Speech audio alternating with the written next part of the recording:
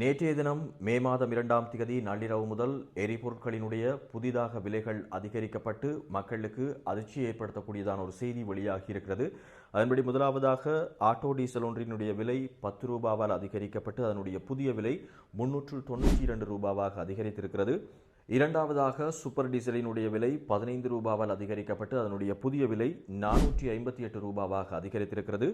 மூன்றாவதாக 92 ஒக்டேன் ரக பெட்ரோலினுடைய விலை 12 ரூபாவால் அதிகரிக்கப்பட்டு அதனுடைய புதிய விலை 410 ரூபாவாக அதிகரித்திருக்கிறது. அதேபோல 95 ஒக்டேன் ரக பெட்ரோலினுடைய புதிய விலை 15 ரூபாவால் அதிகரிக்கப்பட்டு அதனுடைய விலையும் 470 ரூபாவாக அதிகரித்திருக்கிறது.